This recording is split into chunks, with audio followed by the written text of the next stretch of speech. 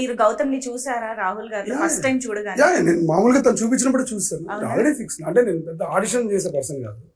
నాకు 10 నిమిషాల కాన్వర్సేషన్ లో నాకు అర్థం అవుతారు, అంటే సింక్ అవుతుందా లేదా అని. సో అలా చేస్తుంది. ఈవెన్ నిధులో కూడా ఫస్ట్ తనకు కూడా ఏం ఆడిషన్స్ ఏం చేయలేదు, జస్ట్ చూడడం, మాట్లాడాలి కాసేపు. ఓకే, రాహుల్ గారు ఫస్ట్ టైం తెలుగులో చేసిన సినిమా అందాల రాక్షసి. అసలు తెలుగులో ఏకంగా కవిత్వాలు రాశారు ఆయన డైలాగ్స్ లో. అది ఆన్ స్పాట్ చెప్పడమే కాదు, ఆ డబ్బింగ్ అంత స్వచ్ఛమైన తెలుగుని అంత కన్విన్సింగ్ గా మా తెలుగు అబ్బాయే అనిపించేలాగా అది ఎలా సాధ్యమైంది? అది తర్వాత తెలుసుకుంటే మాకు చాలా సర్ప్రైజింగ్ గా అనిపించింది. అనుకే క్రెడిట్ అండి మొత్తం. ఫస్ట్ అయితే మరి అంటే ఎందుకని చెప్తా, ఊరికే చెప్పట్లేదు. ఒకటి, ఫస్ట్ షూట్ స్టార్ట్ అయ్యి అట్లీస్ట్ ఒక 2 months ముందు నాకు బౌండ్ స్క్రిప్ట్ ఇచ్చేసారు. మొత్తం అన్ని డైలాగ్స్ వచ్చేసాయి. సో ఎలా ఉంటదంటే ఇంగ్లీష్ లో డైలాగు, మళ్ళీ దానికి కింద మీనింగ్ మొత్తం పంపించేసారు. సో ఐ వాజ్ లైక్, నేను కానీ నవీన్ ఆల్రెడీ తెలుగు వచ్చు, నాకు లావణ్య ఇద్దరికి తెలుగు రాదు. మేమైతే ఎగ్జామ్స్ లాగా ప్రిపేర్ అయ్యాం సెట్ కి వచ్చే ముందే. That was the first thing. It became easy that they gave me the dialogue so much in advance. రెండోది, నాకు ఎలాగైనా షూటింగ్ స్టార్ట్ అవ్వగానే అరే ఎలాగైనా డబ్బింగ్ చెప్పాలని ఉండింది. కానీ డైరెక్టర్ ఒప్పుకుంటారో లేదో తెలియదు. నేను మాట ఎత్తలా, ఇప్పుడే ఎందుకని చెప్పి నేను అప్పుడు మాట ఎత్తలేదు. తర్వాత డబ్బింగ్ స్టార్ట్ అయ్యే ముందు నేను మెల్లగా అడిగాను, నువ్వు ఏమనుకోకపోతే నేను ట్రై చేయొచ్చా డబ్బింగ్ అంటే, నువ్వే చెప్తున్నావు, ఎన్ని రోజులైనా పర్లేదు నువ్వే చెప్తున్నావని. అప్పుడు చాలా పేషెంట్ గా ఆల్మోస్ట్ 20-21 days డబ్బింగ్ చెప్పించారు నాతో. ఆయనే కూర్చుంటారు, ప్రతి వర్డ్ ప్రతిదీ ఎంతవరకు కరెక్ట్ చేయగలిగారో మొత్తం యాక్సెంట్ అంతా కరెక్ట్ చేసి, ఆయన ఆ రోజు అంత పేషెంట్ గా చేయడం వల్ల నేను నా కెరీర్ మొత్తం డబ్బింగ్ చేయగలిగాను. ఆ ఫస్ట్ సినిమాకి ఈయన వేరే వాయిస్ యూజ్ చేసి ఉంటే ఆ తర్వాత మేబీ ఒప్పుకునేవారు కాదేమో, నేను నా వాయిస్ యూజ్ చేస్తానన్నా అలౌ చేయరేమో. సో అందుకే హనుకి క్రెడిట్ అంటున్నా. అంత పేషెంట్ గా ఎన్ని డైరెక్టర్స్ అలా చేస్తారో నాకు తెలియదు, కానీ 21 days ఈజీలీ, రోజుకి ఒక 3 hours నీకు చాలు. ఎందుకంటే ప్రతి డైలాగ్ మళ్ళీ మళ్ళీ మళ్ళీ మళ్ళీ చెప్పేవాడిని. సో 3 hours అలా మెల్లగా చేసుకుంటూ వెళ్ళిపోయాను. సో ఐ థింక్ ఆ ఎఫర్ట్ హను తీసుకోవడం వల్ల I could continue dubbing for my self in my career. So నేను నా వైపు నుంచి ఏంటంటే, సినిమా చేస్తున్నప్పుడు సెట్ లో అందరికీ రూల్, నా దగ్గర వచ్చి మాట్లాడేటప్పుడు మీకు తమిళ వచ్చినా సరే, హిందీ వచ్చినా సరే, ఇంగ్లీష్ వచ్చినా సరే నాతో తెలుగులోనే మాట్లాడండి. నాకు అర్థమైనా పర్లేదు, అర్థం కాకపోయినా పర్లేదు, తెలుగులోనే మాట్లాడండి. ఆ షూటింగ్ అయిపోయే లోపల ఎంతవరకు నేర్చుకోవచ్చో నేర్చుకుందాం అని.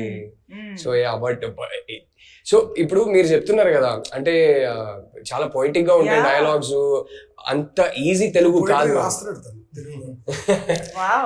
అంత ఈజీ తెలుగు కాదని. నాకు అప్పుడు ఫస్ట్ స్క్రిప్ట్ వచ్చినప్పుడు నాకు అసలు తెలుగే రాదు కాబట్టి అది డిఫికల్ట్ తెలుగునా కాదా నాకు తెలియదు. నేను నేర్చుకునేదే ఫస్ట్ అది. So that was a good initiation. అంటే నేర్చుకోవాలంటే అలా నేర్చుకోవాలి. హను గారి డైలాగ్స్ తో నేను తెలుగుకి ఇంట్రడ్యూస్ అయ్యాను. మంచి స్కూల్ తో స్టార్ట్ అయ్యారు. అందుకే ఇప్పుడు పోయిటరీ రాయగలుగుతున్నా. సో సూర్య అయితే ఇంకా అసలు చెప్పక్కర్లేదు. దట్ లైవ్లీ ఉప్పెన లాగా అనిపిస్తారు అలా స్క్రీన్ పైకి రాగానే. That expressive and intense.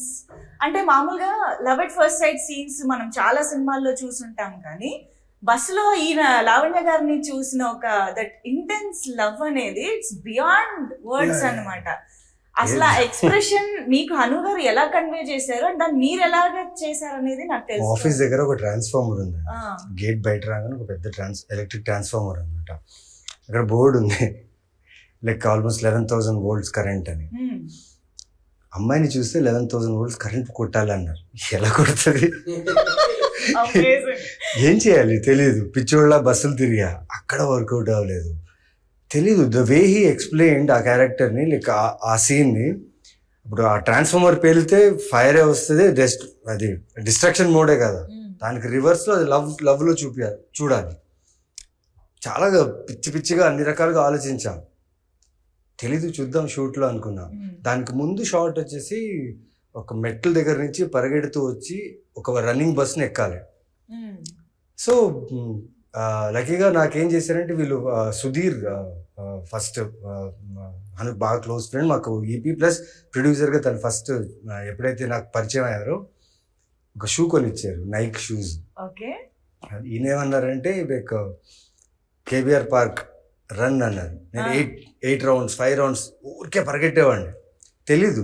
చెప్పారు కదా అని రన్ చేస్తూనే ఉన్నా. బట్ ఆ 21 times నేను రన్ చేసింది బికాస్ నేను పరిగెడుతున్నా, కెమెరా వస్తుంది, బట్ నాతో వెనక రన్ చేసే వాళ్ళు కోపప్ చేయలేకపోతున్నారు. సో ఇంత కేయాస్లో టక్ అని చెప్పి బస్లో నెక్స్ట్ షాట్ అదని చెప్పారు. బట్ అదే ఆ ప్రాసెస్లో ఇంత జరిగింది కదా, ఆ ప్రాసెస్లో ఐ థింక్ 2 or 3 takes లో అయిపోయింది, టక్ అని అయిపోయింది. అలాగనే అడిగాను ఎలా, చాలా బాగా చేస్తాను, నిజంగానే నేను చాలా బాగా చేస్తాను చెప్పేసి వెళ్ళిపోయారు. ఏంట్రా దీనికోసం ఇంత ఆలోచించాను, ఏమేమో చేశాను, ఇదేంటి ఇలా అయిపోయింది అనుకున్నా. బట్ నిజంగా అది నాకు అలా వస్తుందని కూడా నేను ఊహించలేదు. ఆ మూమెంట్లో అలా వచ్చింది. అండ్ ఆ షార్ట్ గురించి చాలా మంది అప్రిషియేట్ చేశారు, వర్క్ గురించి. And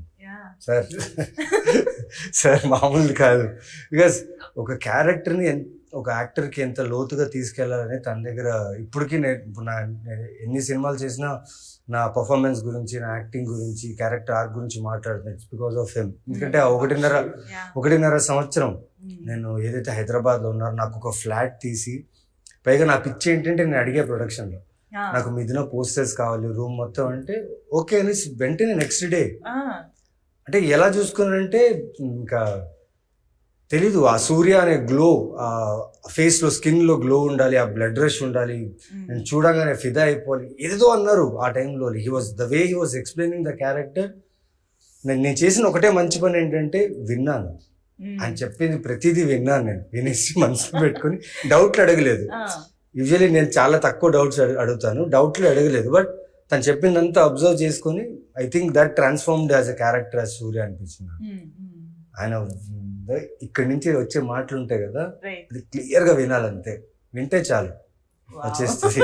communicate so well, yeah, especially characterization గురించి. కొన్ని అసలు ఎవరు ఊహించరు, అలా ఊహించినా అలా కమ్యూనికేట్ చేయలేరు. అది డైలాగ్సే కాదు, ఆయన మాతో కమ్యూనికేట్ చేసేది కూడా చాలా పొయిటిక్ గా కమ్యూనికేట్ చేస్తారు. ఒక జోన్ లోకి తీసుకెళ్తారు, అది ఎక్స్ప్లెయిన్ చేయలేను కానీ అది ఒక జోన్ లోకి తీసుకెళ్లి షార్ట్ కి వెళ్తాం. So it's fantastic that way with actors. And dialogues నాకు ముందు ఇచ్చేవాళ్ళు కాదు, ఎందుకంటే లైక్ ఈ సూర్య అనే క్యారెక్టర్ ఒకలా బిహేవ్ చేయాలి. సో పక్కన తీసుకెళ్ళి అంటే వాడు ఇలా నా ఫస్ట్ షాట్ ఈ సినిమాలో ఇప్పుడు గుర్తుంది, మొండా మార్కెట్ లో మిథున మీ పేరు చెప్పలేదు, that is my first shot in the film, first camera face చేసిన క్యారెక్టర్ అంటే అదే. అండ్ అది ఎన్ని చాలా టేక్లు ఏంటి అర్థం కాలేదు, తెలీదు నాకు. ఇంకా బాగా చేయాలి అంటే రెఫరెన్స్ ఏముందంటే ఆ కాలర్ వెనకేసి ఆ చిరంజీవి గారు ఆ ఫీల్ కావాలి, ఎక్కడో ఆ రెఫరెన్స్ కావాలి అన్నప్పుడు చాలా టేకులు వెళ్ళింది. యాక్చువల్లీ సార్ అడుగుదాం ఎందుకు అనే టేకులు అడిగారు అన్నదానికి, మీకు ఎక్కడ సాటిస్ఫాక్షన్ రాలేదా? నాకైతే నాకు క్లారిటీ ఉంది, నాకెందుకు ఫస్ట్ షాట్ నాకు ఎన్ని టేకులు వెళ్ళాయో నాకు పోస్టర్ నచ్చలేదండి దాంట్లో. దానికి ఒక పర్టికులర్ పోస్టర్ అనుకున్నా, చెయ్యిలో పెట్టి అది ఎక్కడో సెట్ అవ్వట్లేదు, దాని గురించి టైం పట్టింది. బాడీ లాంగ్వేజ్ అది బేసిక్ ఏంటంటే అది ఫస్ట్ షాట్ అవడం వల్ల